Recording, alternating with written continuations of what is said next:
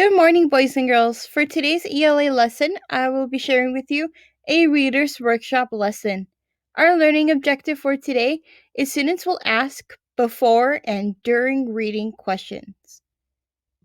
This week, we are going to read a book called The Night Before Summer Vacation by Natasha Wing, illustrated by Julie Durrell. As we read the story,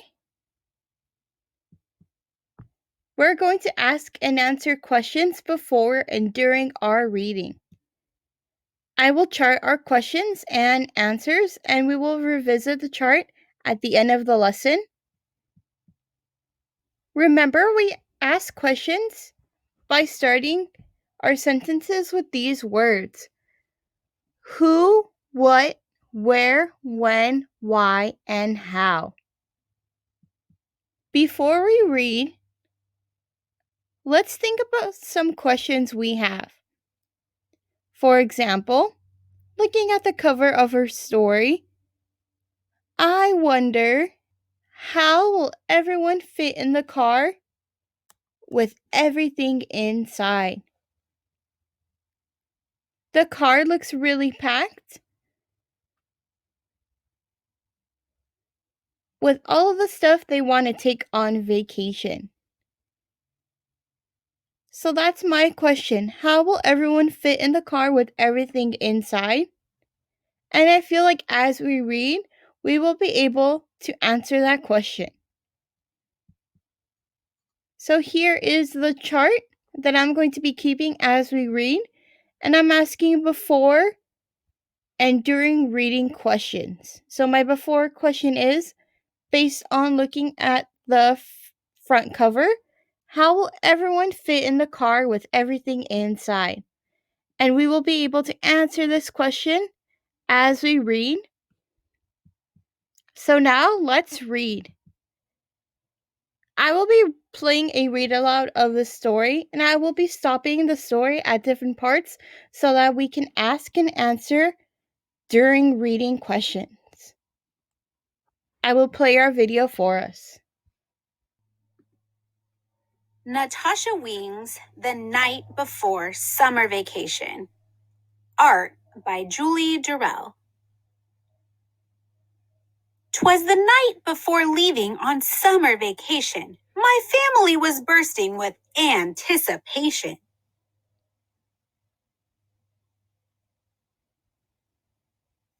Dad made a checklist, which he checked as he went. The bug spray, the backpacks, the umbrella, and tent. Let's stop at this page. And I want to ask our first during reading question. Based on what Dad is packing, what might the family be doing on their vacation? What do you think? I would say that the family might be going camping.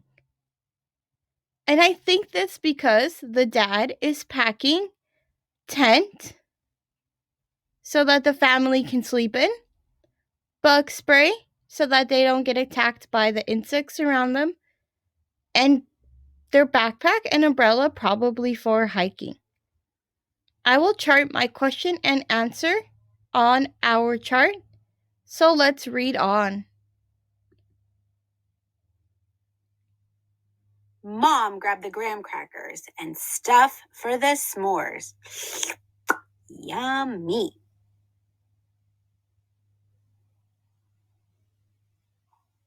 We carried out helmets, the canoe, and the oars. Remember my raft, my snorkel, and bike, plus Pete's doggy bowls and Jimmy's new trike. Down from the attic, our suitcases came. Mom whistled and shouted as if reffing a game.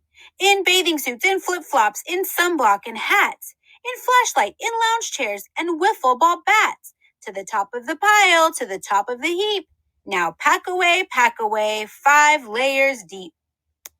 We stuffed and we filled every inch of the shell.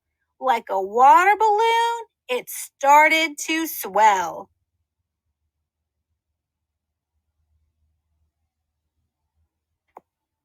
Done with our packing, we ate dinner at last.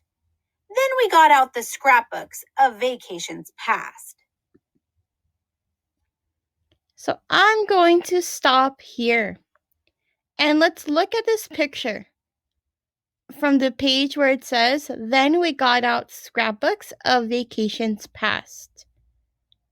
How do you think the characters are feeling right now? And why do you think that?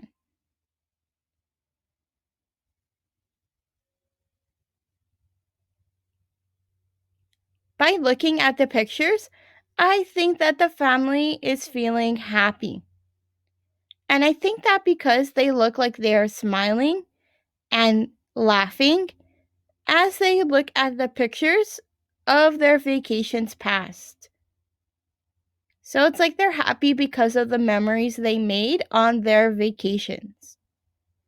I will chart my question and the answer on our chart.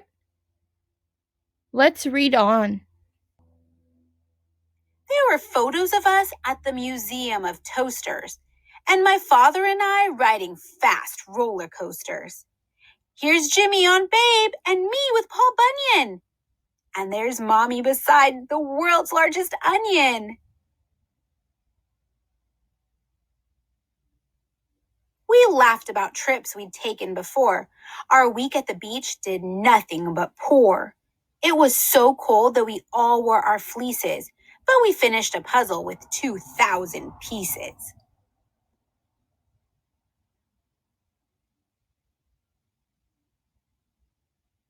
At last, it was time to climb into our beds, where visions of marshmallows danced in our heads. In the morning, Dad shouted, "Get up, rise and shine. It's 3:45, let's leave here on time."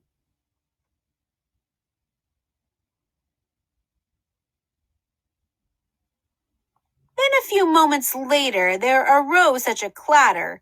We ran to the window to see what was the matter, when what to our wondering eyes should appear but Dad, the camper, and a long trail of gear.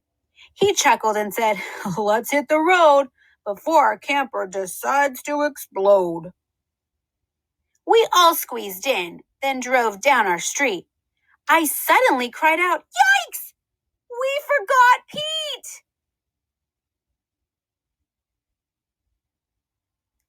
Dad made a U-turn and Pete jumped inside. Now we were ready for the 10-hour ride.